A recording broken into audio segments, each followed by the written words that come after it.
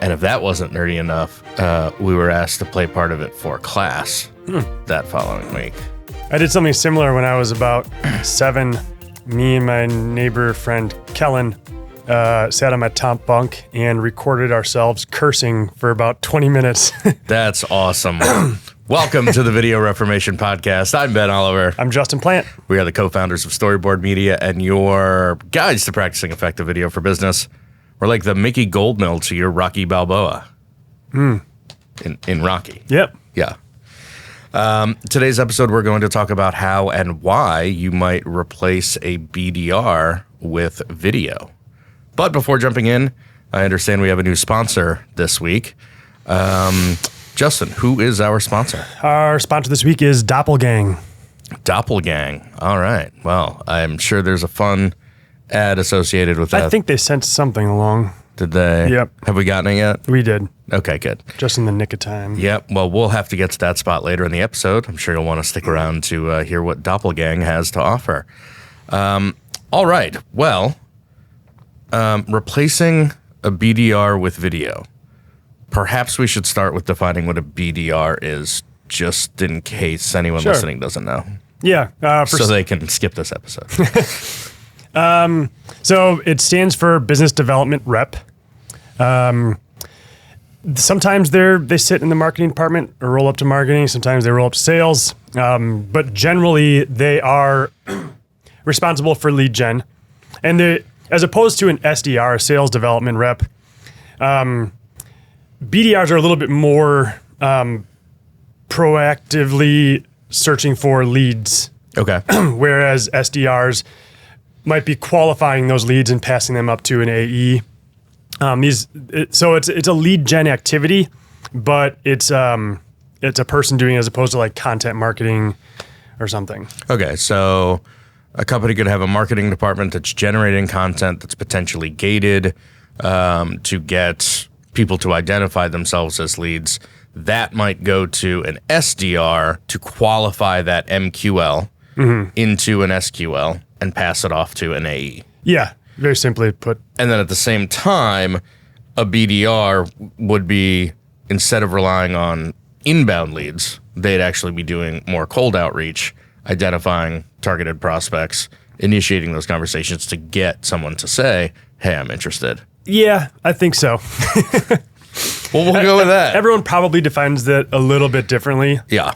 But for these purposes, yeah. Okay, so replacing a BDR, depending on what your position is, if you're listening to this, this could be potentially offensive to you if you're a BDR listening to this episode. But how did all of this come about? Where did this idea to replace a BDR with video originate here? Yeah, I mean, it's what we've been doing ever since we started this company, is trying to take away from full-time employees and use video. Offend as many people as possible? That's what I thought you were going to say. Well, No, so one of our clients, we'll just leave the name out. One of our clients, they're a startup, and we'll call him Evan. Devin, sure. Kevin. So Tevin said they're I think like a Series A or Series B company. So growing, they've got a growing sales team. I think they're trying to hire maybe 10 people in the sales department this year. But he is one of 2 people in the marketing department. So he leads the marketing team, but there's not a lot of full-time employees in that department. So he sees all this money going towards sales, and rightfully so. And wants his. But he knows that his job is to create leads. And BDRs sit technically in the marketing for them.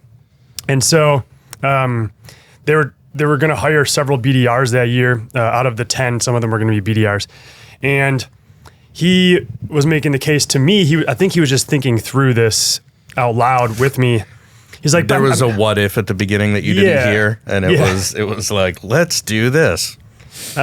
His idea was to make a case. He wanted to kind of brainstorm this. Like, let's make a case for replacing one of these BDRs that I'm supposed to hire with video. So if that if that's, 70 grand worth of compensation for a BDR, let's use video to serve that role, to fulfill that role.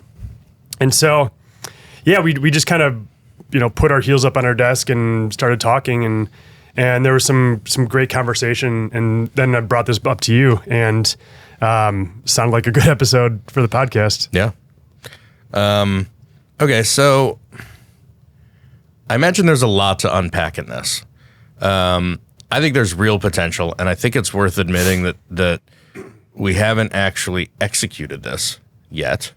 Theoretical. This is all theoretical, but we feel like we're onto something here. Yeah, and maybe people have been doing this for years and say, instead of hiring this person, I'd rather spend my budget on content. Right. So we're just kind of making a more direct comparison to, all right, if you have to hire BDRs, consider video. There's a list of pros and cons as to why video might be better or why a BDR might be better. And so we're just going to discuss that. What are the common tasks, before we get into pros and cons, what are the day-to-day tasks of at least our model BDR here? Because I think what's so compelling about this is a lot of that outreach, a lot of that response, a lot of that getting meetings, those kinds of things, does lend itself very well to automation. And so, it's not just replacing a person with 5 or 6 videos. Mm-hmm. It's putting a platform and a plan and that video content in place in a way that allows the prospect to do self-educational sales conversations after they've done the self-educational marketing part, right? Like they've maybe explored a little bit on their own before they want to talk to someone. But which you see more and more these days. Yes. And what's intriguing about this to me is it may almost seem like, I think there are ways that it can seem like you're interfacing rather with an actual person. You're just getting video messages from them. Could be one way to implement this, and we'll get into implementation later. But since it is highly automatable, I think that's where the whole opportunity lies. Given that it's automatable, is that a word? It is now. Sounds. What would the right word be? Automatable. Automotive. Yeah. Able to be automated. Yeah. Automatable it is. Automatable it is. What are some of the advantages potentially to a sequence of video content delivered, a certain way with certain conditional logics and things like that? Mm-hmm. What are some advantages to having it be video content that's communicating with a prospect as opposed to an individual? Mm-hmm. I know we've talked about some of these in the past, but it's important to bring them up, especially in this context. So for starters, a BDR typically works 9 to 5, let's just say.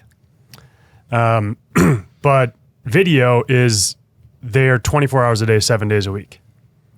So if somebody is researching at home after dinner, after the kids go to bed or whatever it is, there will be video there. And if a BDR picks up the phone and dials you at 2:00, you might be in a meeting.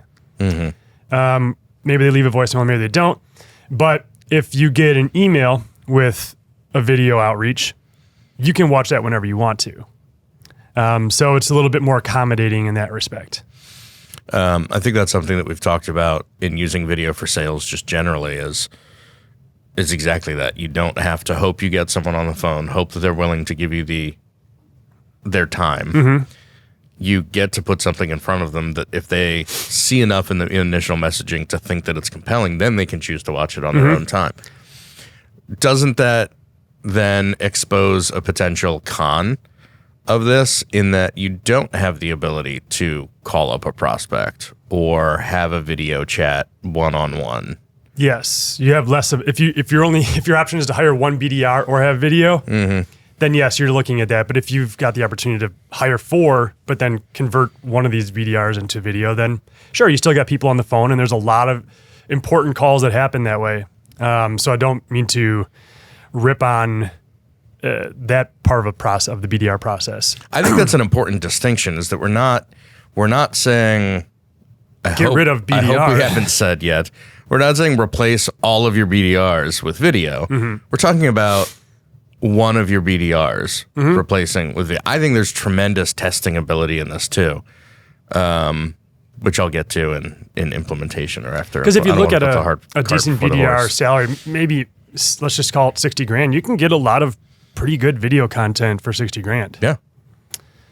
Even when you take into consideration email messaging that surrounds the video content, the right platforms to automate the email messaging, the calls to action to direct them to the right places. Even when you're looking at that, software to go along with the hardware of the content. Or I suppose another way to think about it, maybe instead of hiring a BDR, you hire a video producer full time, which could then just always be making video, always reacting to market trends or whatever it is. Sure. But yeah. And instead of, this is what we're getting at, right? Instead of hiring a video producer, you just hire us. Well, that's the purpose of this this podcast. So there you have it. Instead of hiring salespeople, hire us. That's the basic. Yeah. Yeah. Yep. All right. Kinda Short follow the trail episode. there. We're done. Okay. So that's one, right? It's always on. It's always 24/7. Yes. What else? Kind of furthering that thought is that it's always on script. There are pros and cons to that, right? But it doesn't mess up the script. It is the same video every time you hit play. So then again, a BDR can react to somebody in a more timely fashion, and maybe overcome an objection really quickly. But that's the thing. I mean, if we focus on the pro there first, if I'm a sales manager or if I'm a marketing manager who's responsible for the BDR, I know from day one when we put that video sequencing out there, it's going to nail the script every time because it's pre-recorded, it's been written, it's doing edited, whatever, right? It's perfect. Yeah. Whereas with a BDR, you got to give them a couple weeks of ramp up to get used to the script and understand how to do that. So you probably save yourself some time. Again, we're not saying replace all BDRs with video, but if you've got 3 or 4, then great. They're already ramped up. They're ready to go. Here's another thing that just, on day one is full up to script. And then, I think the con that associates with that pro is that if somebody replies back with a question that isn't anticipated and isn't programmed into the sequence, you basically have to set that up to then go to a human BDR, I would think. Yeah. To I mean, you could put that. a form field in the video player and say, do you have any questions at the end, right? Yeah. And maybe, that's actually kind of an interesting concept. But yeah, it's always on script, meaning it can't go off script. It can't answer a question mid video. Yeah. So the pro and the con is that it's always on script. Yeah. Okay. How about another pro? I've been working this one out in my head, so let's just discuss it. Let's take that like 24/7 thing, right? And somebody doesn't watch this video at work, but they do get to engage with it after work. And so they're on the couch after dinner and they hit play. There is a quantitative and a qualitative measurement in that, in terms of like, 1, did they engage? Did they hit play? And 2, did they watch the whole thing? Did they watch part of it? Did they fill out a form at the end? Did they whatever? And so you can, while it's not incredibly in depth in terms of its qualitative measurement, you can set some points and say, okay, if they made it to 75%, I'm going to go ahead and mark them as a marketing qualified lead. Well, and they've got more control in that environment too, right? So I feel like you can trust that behavior better. if you, as a BDR, called up a prospect who doesn't like confrontation, and they picked up the phone, and you go into your script, you might get 75% of the way through your script. They're just too afraid to say, I'm not a qualified prospect for, Sure. this isn't an opportunity for me, right? So, I mean, I had somebody call this morning because I'm trying to get off of these lists and block these numbers instead of just wondering what random number it was they called. Guy started his spiel, and I interrupted him and said, I've been getting a ton of calls from you guys, and it's just not an issue right now. Please just take me off your list. I don't need any follow-up. And he stopped himself. But I don't always do that. Sometimes I let them get it, depending on my mood. This morning, I was just not Just set the phone down and... Right. And so, but if it's something that the messaging in the email got them to click play and they watched, that, I mean, if they weren't interested, there. it's I think your confidence level in that metric is higher. Yeah. Because they could just turn it off and they're not going to have to confront anyone or offend anyone too. So, I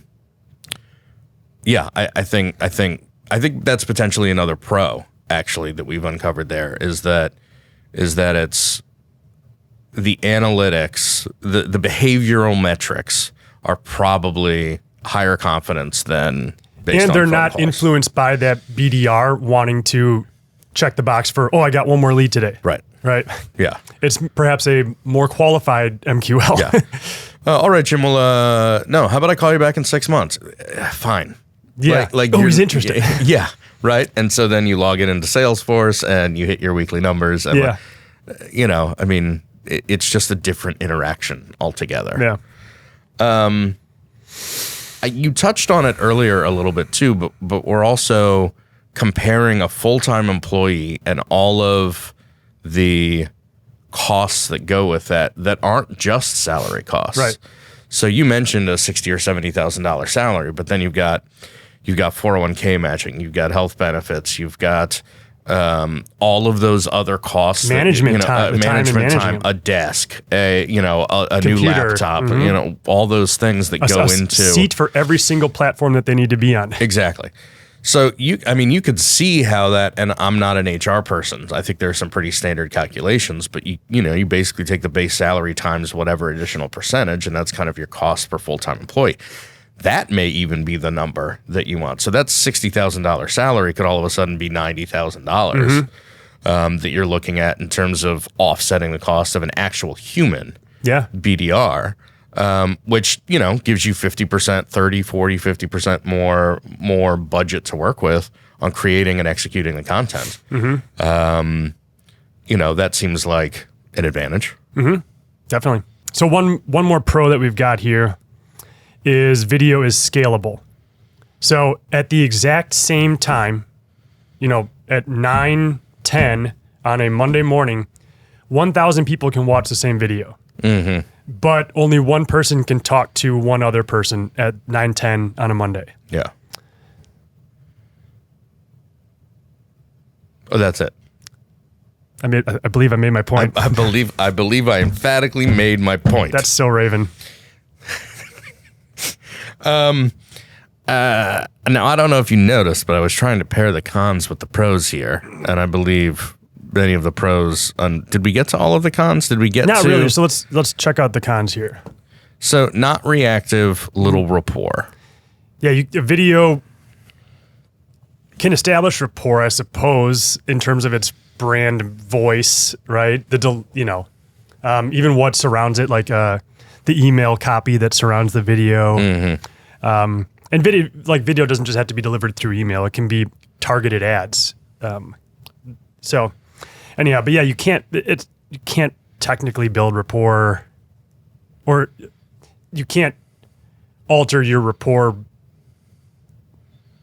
because it's just stuck. It's like it's fixed. It is what it is. It's fixed. But that may just present an opportunity to try to bring humanity and personality into the messaging too, right? I think I look at any cons list as, okay, well, if that's the case, how do we get around that? What opportunity does that present itself with. And I would just, because it's not, hey, Justin, Ben over here at Storyboard Media, just wanted to check up with you, see if you got a chance to read that ebook. I saw your post on LinkedIn. Go Packers. Sorry about Aaron Rodgers. Don't know what's going on there. That's something you can do in a one-on-one conversation that you can't do in this kind of. And there's a lot of value in that. Yeah. I wish I could remember the acronym now, but I think the first sales training I went through, it was basically the first step was to build that rapport. It was like, as you're sitting down at their desk, and of course, when I was in sales, this is when we actually went places and sat in front of people and had in-person conversations. It was all about scanning behind their desk or whatever, find pictures, find the picture, the trophy, the diploma, the whatever it is to then have that. But it was, step one, build rapport. Step two, sell whatever. something, close the deal. Yeah. Step one, build rapport. Step two, sign here. Always be closing. Yeah. Step two, hold the pen for them when so many fun sales tricks out there. Videos cannot hold pens. No, they cannot. Not yet, anyway. But I can't speak about that because we're under an NDA. But there could be an electron. Yeah, it's true. You could just send them an Adobe Sign link. Yeah. And yeah. That would be. I mean, and you could do that, right? Have them fill out a form and have that automate to an Adobe and fill in the information in a contract and have it automatically send. Yeah. And you could even make the video so that you end the video with right before it sent provides the link for the Adobe Sign as you actually have your actor hand the pen. So there we go. We solved that. Yep. We can't build rapport, but we can hand them the pen to sign the damn contract against their will. Electronic signatures. Yep. God, I miss sales. Yeah, I mean, that reactive thing I think is really similar to, changing the script, right? Because it's always on script. It's always on the script. And so it doesn't mean that you can't change script, but it's hard to change script mid-conversation. Yep. It's impossible to change script mid-conversation. But even if you're in a sequence with someone, it's hard to create new content based on something that they do. That's why you have to probably kick it over to one of your human BDRs. That, or if your feature set changes for your product, you have to then recreate that video in such a way. So you might take that into consideration. If you have product releases every quarter, then build your videos in a modular format so they can be updated easily. Maybe we've got an opportunity here to start two new acronyms. There's the HBDR and the VBDR, the human BDR and the video BDR. And your BDR team may be made up of 3 HBDRs, but 1 VBDR. $250,000 yes. VBDR. Yes. Who's always hitting their quota somehow because they're making calls when the HBDRs can't. Which is the whole point. Another point on that, too, that is it's not just about 9 to 5 and maybe getting somebody, eating dinner. We're talking about multiple time zones. We're talking about across the world, right? I mean, my brother-in-law lives in Raleigh, but his sales territory is the UK. And so he gets up at 4 or 5 o'clock in the morning and he's done with work by about noon. And that's his day. And, he's had to adjust his life to that. And so that's his workday is 4 a.m. to noon, local time here. You don't have to do that because you could have the stuff sending and you could even set it up. I mean, I believe this is something that's even available in the basic levels of HubSpot. You can set up delivery times. You can optimize delivery times based on when someone is most likely to open an email. But also you can... Meaning 2:40 in the afternoon statistically is... 2:40 in the afternoon statistically the best time for someone or historically someone in this position with just job title opens an email. But you can also then just set the default to make it their time zone, not my time zone for that. So, I mean, that's how you automate and get that 24/7. And so it's just accents aside, assuming everybody's speaking literally the same language, I mean, send it whenever, and it gets into their inbox at the best time. And then the last one, by nature of this VBDR, this video business development rep, it is simply video. It only has one medium, one format. What's that? Visual audio. Ah, yes. Via an electronic device of some sort.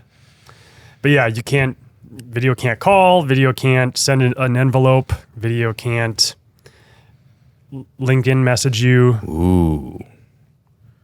That would be fun. So remember that automated handwritten postcard thing that we found? You could set that up as something like that. You could set that up as part of your sequence so that even though it's a VBDR, not an HBDR, somewhere along that sequence, the prospect actually receives a postcard that's handwritten, but by a robot. Yeah.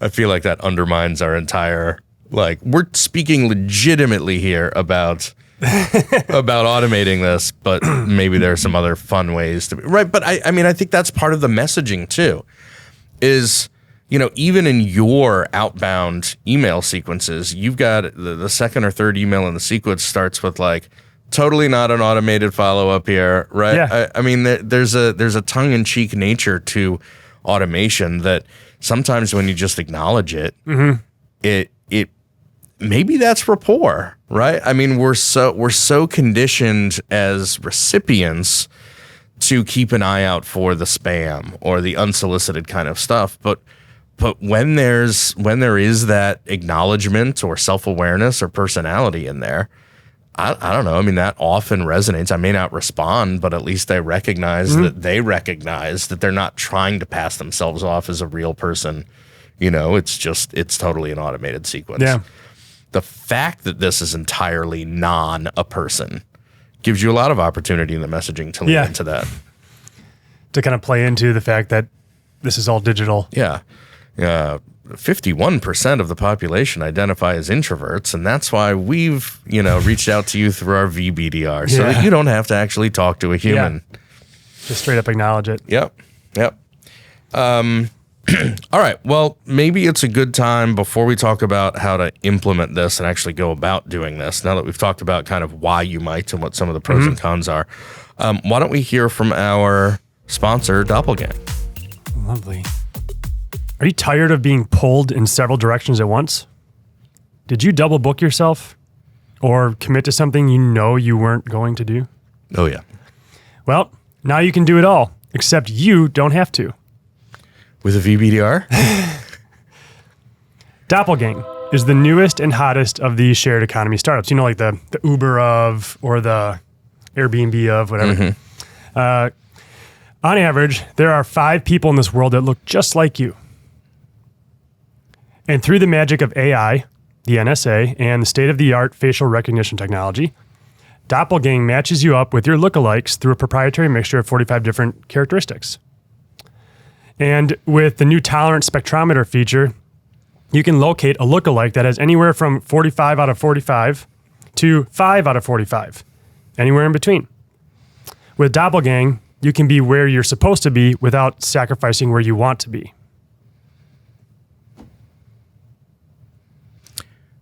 How could I leverage this in my personal life?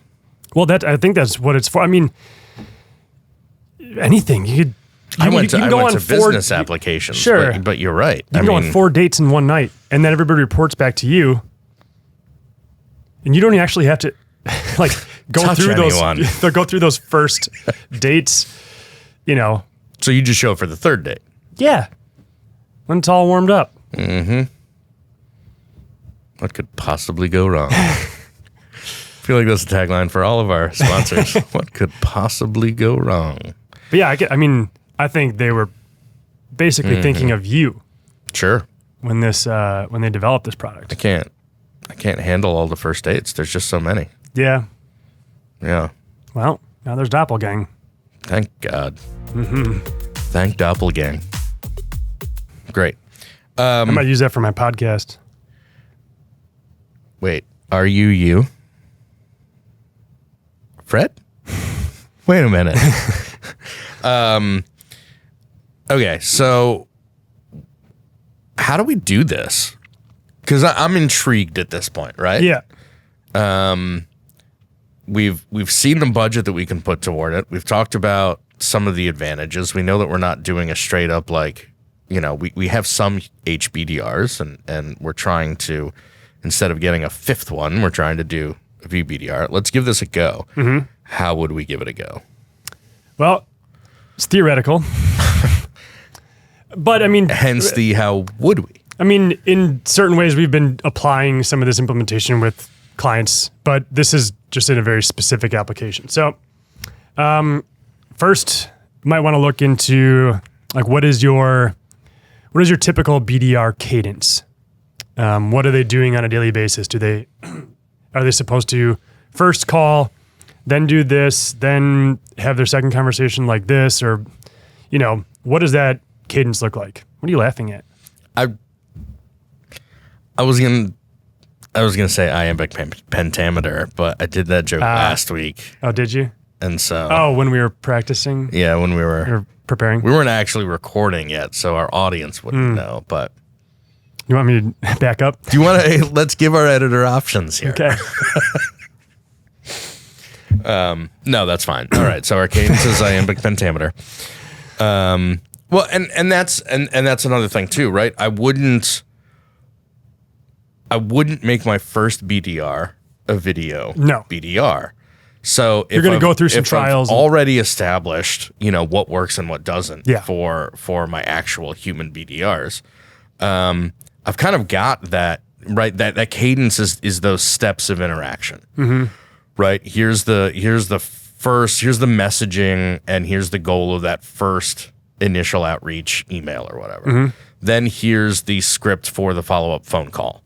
And then here's, however longer later that piece of mail goes out. And then here's a second email that has all of that is established. Yeah. So it's really just taking that existing sequence, that existing cadence, and saying, all right, well, where do I have a person actually communicating something? And, a video message can deliver an ebook just like an actual BDR could say, hey, I wanted to follow up on our conversation with, this ebook about exactly what you were asking about or whatever. Another way to think about this is instead of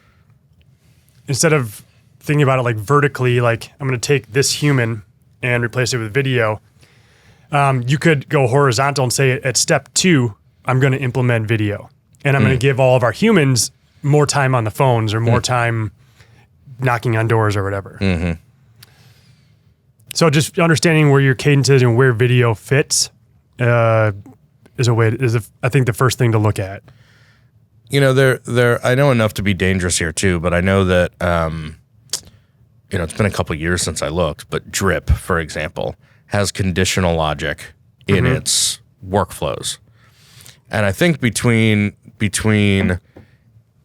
email platforms, email outreach platforms, and video hosting platforms, you could probably set up, something we kind of throw around the term choose your own adventure video, right?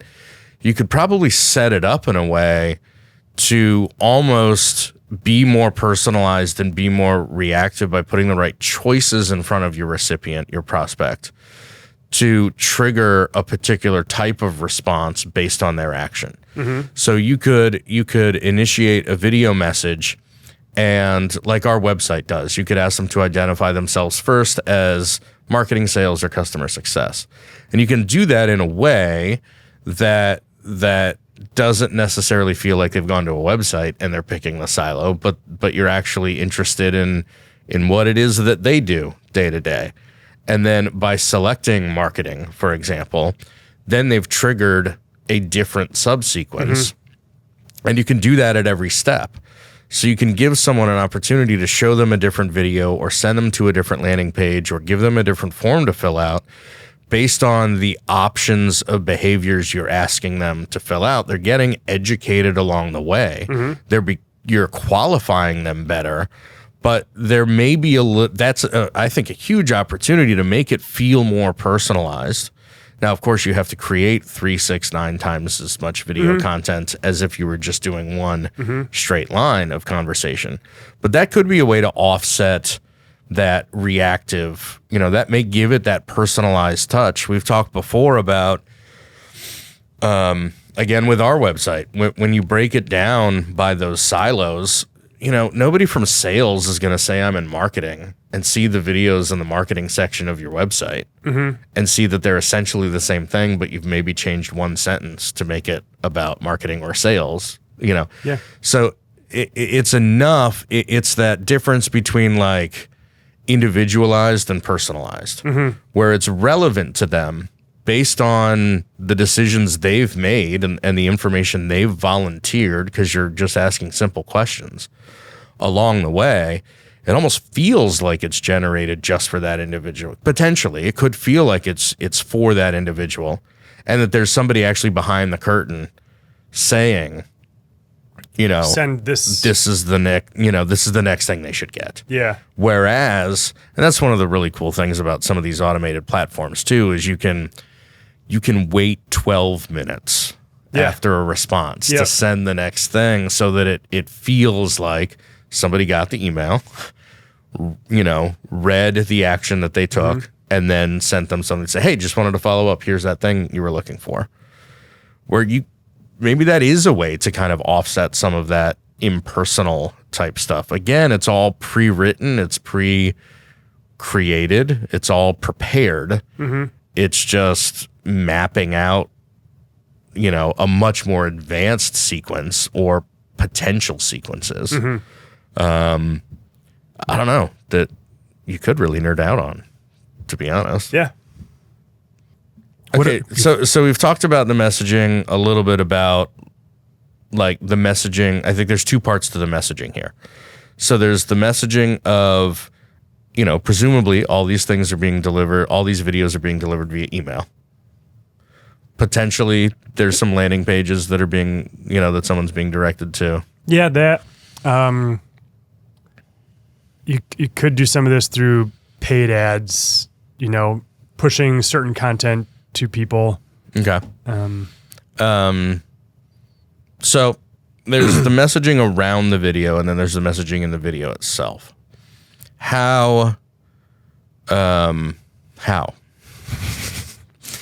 So let's break it up into 2 conversations. We touched a little bit on the opportunity to be self-aware. Yeah. Right. And basically say, I am completely automated. I'm not a person. In fact, we're doing an experiment here at Storyboard Media where we're replacing one of our human beings. Or lean into it, right? Like, hey, aren't you glad you don't have to talk to somebody right now? Press play to find out, blah, blah, blah. Yeah. So are there any other examples of messaging is what I'm getting at here? I think anything beyond that, I guess you've got to get more specific into the use case. Who are we talking to? What do they care about? It's I guess your basic rules of messaging. Understand your audience, understand what you want them to do, and what format are you using. But one thing I would keep in mind is, especially if you are using conditional logic to individualize some of this content, you're going to want to build your messaging in such a way that is modular, so that you can change 2 words in the script to make it more fitting for you as opposed to Jesse or Raven. Okay. So step 1, sort out your cadence. Step 2, craft your messaging. You touched on it. What's step 3? What is it we want them to do here? So how can we craft almost interstitial CTAs? Because I think so much of the value or the potential value of this is in moving them closer to an account rep. Yeah, right? It's about getting them to a salesperson. This isn't about closing the deal. This is still about getting them to a salesperson. So then again, you can create that avenue for them through video. Yes. And I think so that's something to consider. So even if you're not doing like a full on, conditional logic, multi-level cadence sequence, blah blah blah. I was just throwing words that I'd heard in the last 30 minutes out of the mic. Even if you weren't going full in on that, you could still give somebody more than one option at the end of the video, at the end of the email, right? So if ultimately what a BDR is responsible for is getting an AE an appointment, which is, I think, lowest common denominator, that's kind of what their job is, right? It's to schedule time with that prospect with an AE. Yep. At the highest level, there's also like, what information can I gather along the way? Yeah. Which is still an option. And so it could be as simple. You don't want to make them go through 4 rounds of messaging before you give them the opportunity to schedule. Sure. You want to prepare yourself for the fact that it may take 4, 5, 6 rounds of giving them information before they're willing to do that. But even from video 1, I think you'd want one of your calls to action or one of your CTA options to be, right. One is identify your market for me, or, identify your department, marketing, sales, customer segment success, yourself. right? Segment yourself one. But you still want to give them the opportunity as schedule time with an account executive now, because there are people who maybe have done more of that self-education already. Maybe you were already on their radar. And I've been meaning to talk to these guys. Oh, yeah, great. No, perfect timing. Like, we were just having a meeting about this yesterday. I don't need to go. I'm not anticipating that there's a whole sequence of conversations here, but like, I'm ready. Like, you don't want to take that opportunity away from them. Right. You want to give them that opportunity at every stage, so that there's just an increased likelihood, because if you don't give them the opportunity, this is manifesto, right? If you don't give them the opportunity to do it, they're not going to do it. Yep. So, it could be identify your segments, or go ahead and schedule a demo now, a live demo now. And you may not get a high conversion rate on that in your first video in a sequence, but it's going to be higher than if you didn't give them that option. You miss 100% of the shots you don't take, or whatever. Michael Scott, Wayne Gretzky, whatever that is. Yep. What else? I imagine there's something more detailed about. Along the lines of calls to action. At the end of my videos, they all end with see our work, schedule a meeting, or see what our customers had to say. Why are those 3 options? Because more often than not, even on some of the outreach that we use, we do a lot of email marketing. Most of the time people respond with, great, can I see some of your work? I'm like, yes, it's on my site. But everybody's different. Whatever we can show, we put on our site. So it's all there. And I want people to, that's one of the first things they want to see is like, what kind of quality work do these guys have? And so I understand that, and I've just made that an easy step for them to take. But that's based on, right? It hasn't always been an option, has it? That's reactive to whatever percent of initial responses being, great, where can I see your work? The other one, book a meeting, because that's the best way for me to understand their needs. And then I mainly put this other one in there because I had 3 buttons I had was going to fill out. So you're using a template? Yeah. Okay. But it was something like see what our customers have to say. And I think those are the main 3 things that people want. Well, and also I think we have a high level of confidence in how we've positioned our testimonials. Right? I mean, we've demonstrated our not just abilities, but our take on video in our video testimonials video. And so it's a great way, even if somebody's looking at client work, which has varying levels of our own personality in it, this is a way for them to see something we made for ourselves and see, when there are no restraints, what we might do with something. What about... So the last thing on CT is, that is something that can be updated, changed and even specific to where they are in the cadence, where they are in their segments, anything like that. So it can be very individualized. We've touched on HubSpot and I think Drip. What are some of the platforms and integrations we might have to look into here to make all of this work seamlessly and kind of work with the platforms that are in place, but also be able to track this data, behavioral data, et cetera? One of the things you definitely need is a high quality video player. YouTube probably isn't going to cut it. It doesn't have the metrics that you're looking for. It doesn't have the integrations you're looking for. It doesn't have the capabilities of interactivity that you're looking for. So Vidyard, Wistia, I still remember if 23. It's been a while since I've been there. Yeah. But those, Bright Cove, there are several out there that are really good. And that gives you the ability to, in the actual video player, create whatever you want basically through HTML. You can code whatever you want. So you can code, I wouldn't recommend it, but you can code 24 different options for somebody to do at the end of the video or in the middle of the video. You can put a form. What is the first letter of your last name? R. And so you can put a form right there in the video player, whether you want to gate something or just say. Yeah, and that's really what opens up all of these, choose your own adventure options. Yeah. And the form can be filling out like a blank. It can be a drop down. It can be a lot of different things. It could be a Marketo Radio form. buttons, Marketo forms. That, depending on the platform, is automatically synced. So you've created the form in Marketo. Not only does it capture that information, but it's, it's a form you don't have to make. You're just pulling it into the video player. If you're using HubSpot at a high level, they've got Vidyard video hosting baked in, so you can put your HubSpot form straight in there without having to do extra integrations or pay for a different hosting platform. Or use Zapier.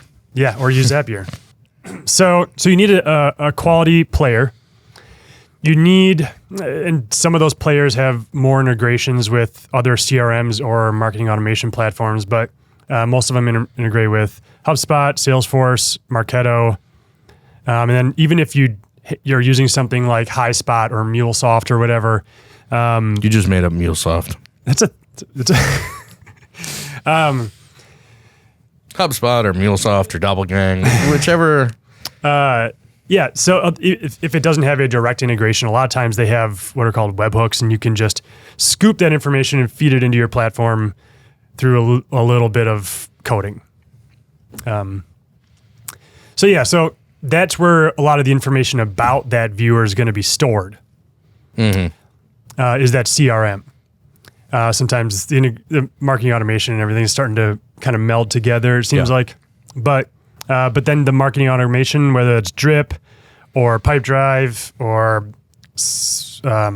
Marketo, that's where you're going to then trigger the next step. And so those are the three main things you're going to need from an automation standpoint. All right. I have a section here that we didn't discuss that I've just added to the outline here of other thoughts. First one I put here was A/B testing. I think there's a tremendous opportunity to do A/B testing, not just within your video messaging, which you should. If you're doing this, you should experiment with different sequences and different calls to action. Use the data to see which one is performing best. Try slightly different messaging. Does the opening line of the email being, "Hey, I'm a robot," get a higher response than if you were writing it as if you were an actual human person, right? Tremendous opportunity for A/B testing to really dial in how to get the most conversions ultimately out of your video BDR. I think there's also a tremendous opportunity to test your humans against your video too. and limit the variables. So make the first email in the sequence exactly the same.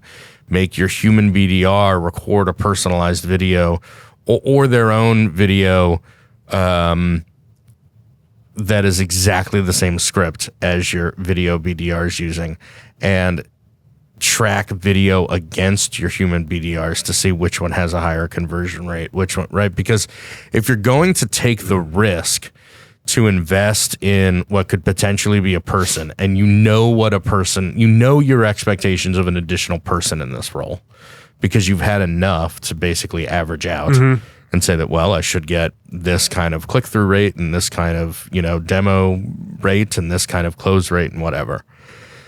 So leverage being smart about your variables, not just within the video, but with your video against your human BDRs. Again, we're not advocating replacing all of your people. Yeah, don't go firing somebody. Right? Start paying us their salary. Yeah, but there's a tremendous amount that you could learn just because you have to be on the types of platforms that you have to be on to do this right. You're going to get all of that data anyway. Why not gain some insights from it? And A/B testing is just the easiest way to do that.